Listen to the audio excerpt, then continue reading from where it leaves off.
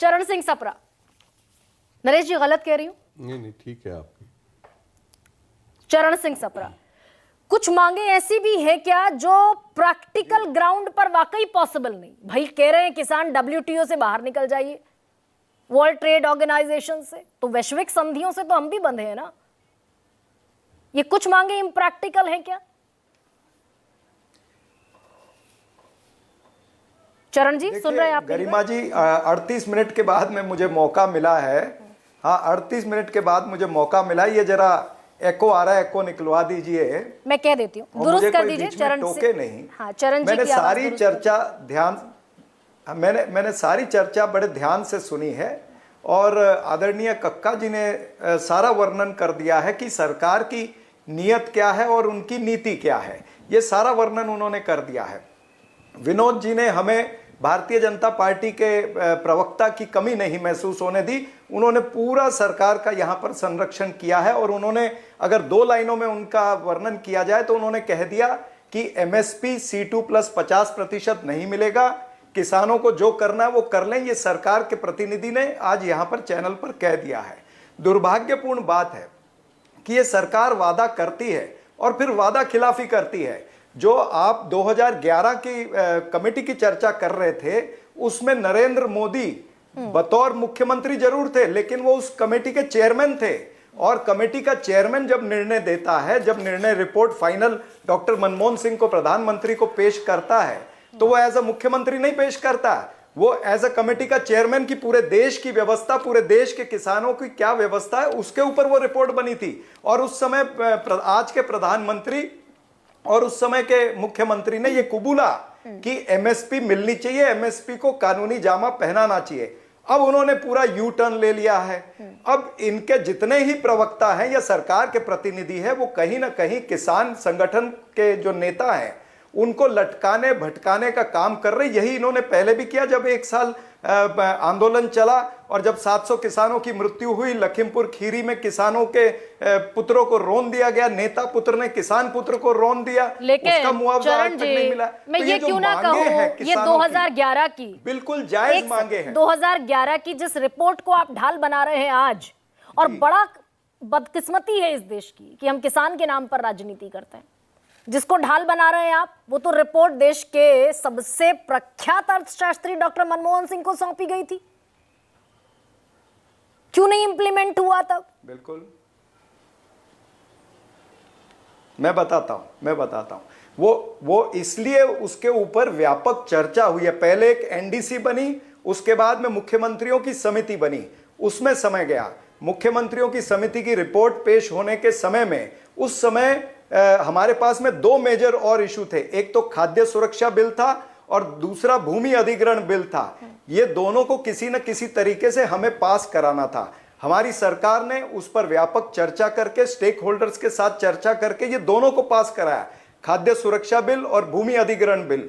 और ये जो स्वामीनाथन रिपोर्ट का जो फाइनल ये जो रिपोर्ट आई थी, इस कमेटी की रिपोर्ट को हमने सोचा कि चलिए चुनाव आ रहे हैं नजदीक, तब 3-4 महीने रह गए थे।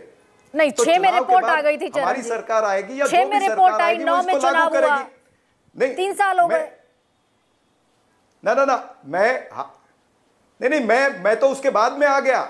6 में रिपोर्ट आई, NDC बनी, 2007 में NDC बनी और वो NDC की रिपोर्ट आई 2009 में।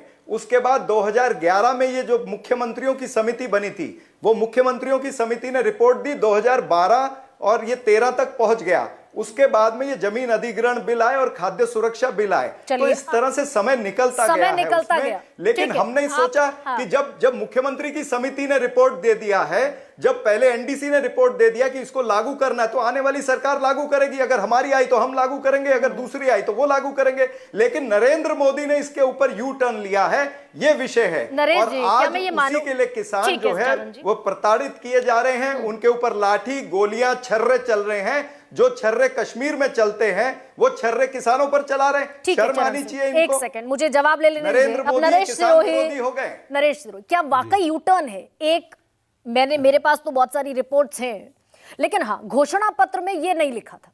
2014 के घोषणा पत्र में ये नहीं लिखा था कि C2+50 देंगे, लीगल गारंटी देंगे। ये जरूर लिखा था कि हम 50% एडिशनल फायदा देंगे। ये यू टर्न है क्या सरकार का? नहीं, ऐसा है कि गरिमा जी, प्रधानमंत्री जी ने बहुत सारे काम किए हैं, उनको नकारा नहीं जा सकता है। उन्होंने इंफ्रास्ट्रक्चर पे, कृषि के क्षेत्र में, उसमें कहीं कोई दो राय नहीं है।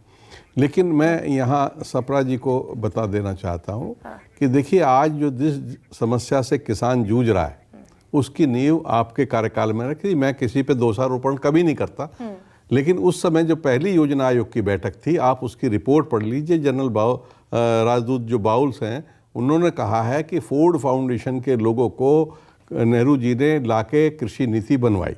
चौधरी चरण सिंह जैसे विद्वान व्यक्ति के रहते भी फोर्ड फाउंडेशन के लोगों ने जो पॉलिसी बनाई, उसी का मारा आज देश का किसान है।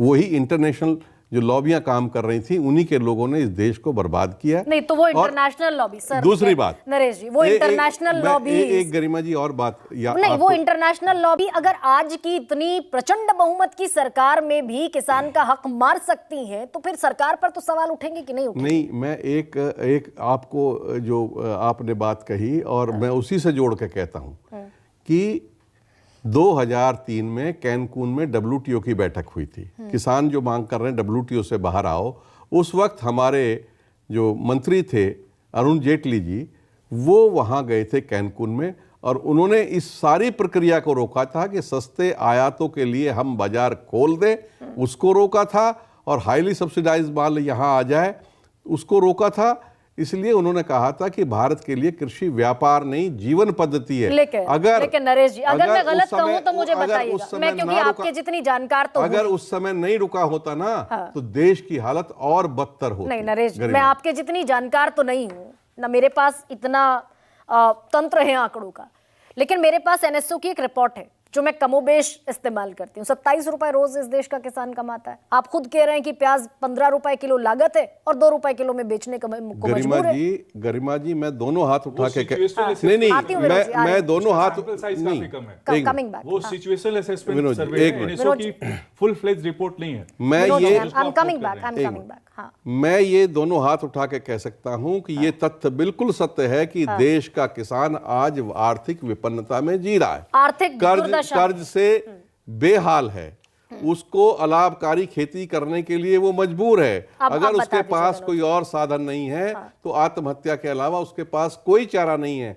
हमें मिल बैठ के उस व्यवस्था से उसको बाहर निकालना। ये तो आपके लोग कह रहे हैं विनोद आनंद। मेरे लोग भारतीय बीजेपी किसान मोर्चा के एक्स वाइस प्रेसिडेंट ये कह रहे हैं कि किसान आत्महत्या के कगार पर है, मजबूर है, इतनी गरीबी में है, इतना खस्ता हाल है। गरिमा जी, एक बात की तो प्रसन्नता हो रही है मुझे कि कम से कम आप मुझे मेंबर ऑफ पार्लियामेंट लगता है बनाने वाले हैं अब, क्योंकि मेरे लोग, आपके लोग, मेरा पूरा देश है, मैं पूरे देश के लिए काम कर रहा हूं, सारी पार्टियों, सारे जो हमारे पार्टियां हैं सबके लिए काम कर रहा हूं। मैं पूरे देश की कमेटी है, भारतीय जनता पार्टी की कमेटी नहीं है।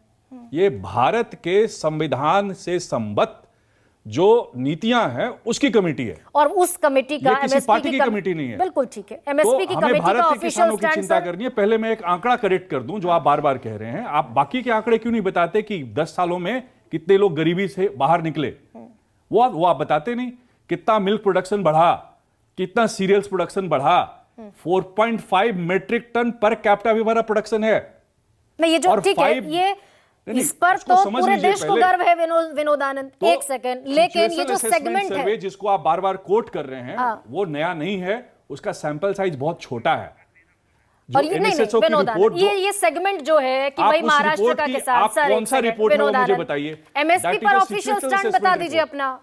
MSP लीगल गारंटी नहीं देंगे, ये MSP कमेटी का स्टैंड है ना? ये तो मैंने कभी नहीं कहा। मैंने कब कहा ये? वो तो बातचीत हो रही है, देश तय करेगा, हमारे किसान तय करेंगे, कक्का जी तय करेंगे, तो सिरोही जी तय करेंगे, ठीक है, तो जो हमारे पुष्पेंद्र चौधरी जी तय करेंगे, MSP कमेटी वही करेगी जो आप तय करेंगे। मैंने कब कहा कि MSP की लीगल गारंटी नहीं देनी है? मैं तो ये कह रहा हूं, हमारे माननीय प्रधानमंत्री जी ने हमें ये चीज नहीं कही है इस पे बातचीत करने के लिए। हमारी कमेटी में जो टर्म्स ऑफ रेफरेंसेज हैं उसको पुनः मैं पढ़ दूं अगर आप कहें तो। नहीं, वो मुझे पता है, प्रभावी और पारदर्शी। तो कब कहा, किसने कहा? सरकार के किस प्रतिनिधि ने कहा? मुझे आप बता दें कि इस देश में लीगल गारंटी मिलनी चाहिए। 2006 में रिपोर्ट आई थी, वो एग्रीकल्चर इकोनॉमिस्ट नहीं थे स्वामीनाथन साहब, ठीक है, सोमपाल जी ठीक है विनोद जी, एग्रीकल्चर मुझे लेना इकोनॉमिस्ट और पड़ेगा। जानकार थे शिव इसके। कुमार कक्का से ले लेते हैं। शिव कुमार जी, आप जो कहेंगे एमएसपी कमेटी उसको मान लेगी, ऐसा विनोद आनंद कह रहे हैं, तो आप बताइए क्या चाहते हैं आप फिर मिसकोट कर रहे हैं। आपने कहा शिव कुमार कक्का बताएंगे, आपने सभी कहा लोग नरेश मैंने जी सरोज जी बताएंगे, के बारे में कहा, आपने कहा आदरणीय देश के पुष्पेंद्र किसान चौधरी जी के बारे बताएंगे, में भी कहा। आपने कहा देश के तो किसान देश के 14 बताएंगे। करोड़ किसानों से भी तो पूछिए। हाँ, आप तो बिहार में 14 आकर करोड़ के भी किसानों किसान से फिर नेताओं से बातचीत पूछिए, मैं भी कीजिए। बिहार का किसान नेता हूं, मेरे से पूछिए। विनोद आनंद, फिर 14 करोड़ किसानों को बुलाइए बातचीत के लिए। बिल्कुल बिल्कुल बुलाइए, अरे बिल्कुल भाई, बुलाइए, MSP टेक्नोलॉजी का कमेटी के प्रयोग मेंबर कीजिए, आप 14 हैं। करोड़ किसानों से वोटिंग ठीक है, करवा लीजिए। ठीक है, शिव कि कुमार किसको कक्का। एमएसपी की लीगल गारंटी चाहिए। ठीक है विनोद जी। देखिए, एमएसपी की कमेटी बनी हुई है, उसका ये उत्तरदायित्व है कि वो तय करेगी कब नहीं करेगी। मगर एक मेरी आपसे प्रार्थना है, यहां संदीप जी हुआ करते इस चैनल पर, आप में समता और समानता का भाव मुझे नहीं दिखाई दे रहा है। एक व्यक्ति गेस्ट को आप दे रहे हैं 2 मिनट, एक गेस्ट को आप दे रहे हैं 3-3 राउंड। तो ये आपका थोड़ा इस पर विचार करिए आप, ये आपका विचार ठीक नहीं है। हम लोग भी बहुत कुछ बैठे बोलने के लिए, पर आप पर ध्यान नहीं जा रहा। तो शिव कुमार जी, चलते चलते ये बता तो दीजिए कि कमेटी से आप चाहते क्या है? एमएसपी कमेटी के मेंबर विनोद आनंद जी पूछ रहे हैं। और कमेटी से चाहते हैं कि एमएसपी C2+50 स्वामीनाथन आयोग की रिपोर्ट के अनुसार एमएसपी तय करते हुए गारंटी का कानून बनाया जाए, ये चाहते हैं। और इसकी उम्मीद और संभावना कितनी दिखती है आपको? देखिए मध्य प्रदेश में पहली बार मैं जेल गया था 1972 में, तब हमारे यहां एक्ट बना है, बहुत शानदार एक्ट है 1972 मंडी एक्ट। उसमें साफ लिखा है कि धारा 36 में कि मंडी में पहली बोली समर्थन मूल्य से नीचे नहीं लगेगी। हाई कोर्ट जबलपुर ने डायरेक्शन दिया है कि मंडी में समर्थन मूल्य से नीचे बोली नहीं लगना चाहिए। तो सरकार से भी हम अनुरोध कर रहे हैं कि यह कानून बना दें कि मंडियों में समर्थन मूल्य से नीचे माल नहीं बिकेगा। तो ये इस कानून बनाने में सरकार को क्या समस्या है, यह सोचना पड़ेगा जी। तो कल की मीटिंग पर पूरा दारोमदार है। अभी शिव कुमार कक्का भी ये कह रहे हैं कि कानून बनाने में क्या एतराज है, इस पर सोचना पड़ेगा। कल की मीटिंग का इंतजार, सकारात्मक माहौल सरकार की तरफ से भी दिख रहा है, लेकिन कल की मीटिंग के बाद ही इस सवाल का जवाब मिलेगा कि मैक्सिमम सरकार के पास प्रस्ताव किसानों को देने के लिए क्या है। आप सभी का बहुत बहुत धन्यवाद। सबसे बड़ा सवाल में इतना है।